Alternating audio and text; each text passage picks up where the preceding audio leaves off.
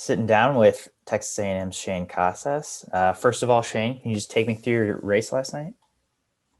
Um, yeah, well, it started with the relay actually, just the lead off, and that was a decent swim, 19.0. I was pretty upset about not cracking 19, but I was like, like it's still best time, like I can still be happy.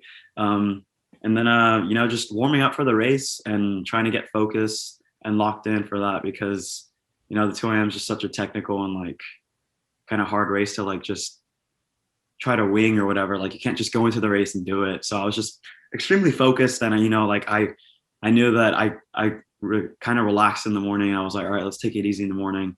But at night, I really wanted to gun it and really go and try to do something special. But in the end, I just won. So I feel like that's the most important thing I could have done. But it was a decent swim for me.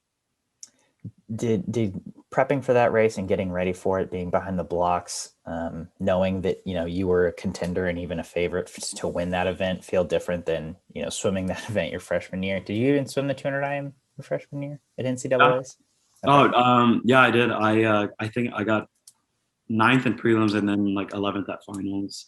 So yeah, like I'm pretty familiar with the event. It's a difficult race to really excel at.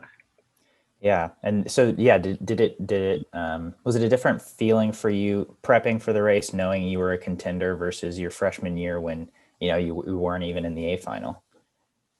Yeah, I think I can also speak for a lot of individuals at this meet that, it's more so about like just racing everybody, and it kind of throws off your strategy, because everybody can just go guns out at their invite and throw down a crazy time with some open water. But as soon as all the big dogs are together and everybody's racing, everything kind of changes. You're kind of freaking out like, oh, these guys aren't like fading away, like what's going on, stuff like that. So I felt like that definitely played a lot into a lot of people's races and the results. But Jay always tells me that the guys that win show up on race day. So I was just excited to win in the end.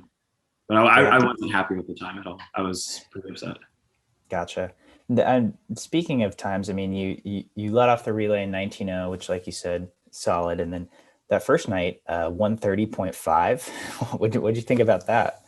Yeah, I actually thought I added because, Kieran went 29. I think I saw Drew to my left. He was about with me. So I was like, oh, like, I really don't know what I'm going. But I like, honestly, 100%, I really thought I added. And then I think it was Bobo asked, I'm like, oh, what did I go? He's like, oh, yeah, like 130. And I'm like, really? No way. I don't know. It's pretty cool because like I don't know. I have this like problem focusing, especially in like races when it's the same stroke. I'm like, all right, what lap is this? I think this is 150. No, dude, this is 200. All right, touch the wall because that's literally what happened. I'm like, oh shoot, I'm pretty sure this is the 200. I don't know. It was just funny. It was a pretty good start to the meet though. Yeah. Do you feel like that got the ball rolling for you individually as well as just kind of getting a top four finish in that relay? Yeah, that was sick for us to get. What did we get? Third or fourth? I think you're third.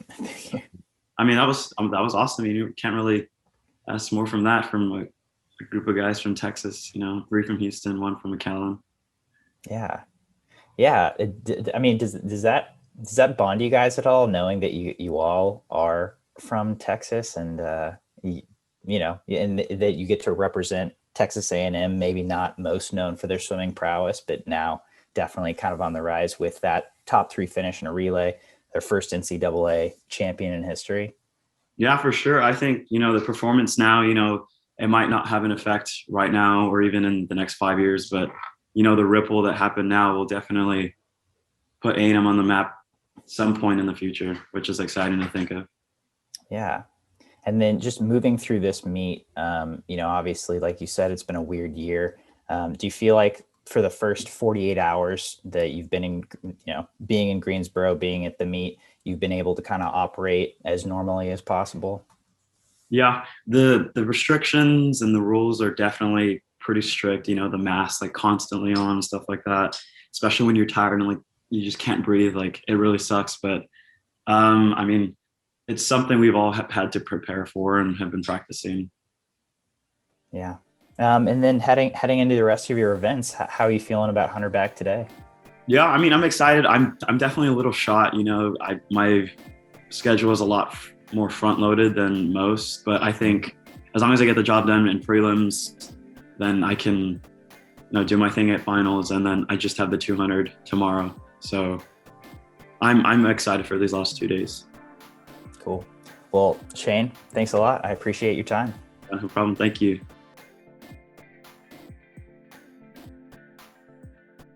You've been listening to the SwimSwam podcast. Stay tuned for new episodes every week. You can take SwimSwam podcast on the go by subscribing on your favorite podcast platform. Look for links in the description below, and be sure to subscribe to our YouTube channel for more videos as well.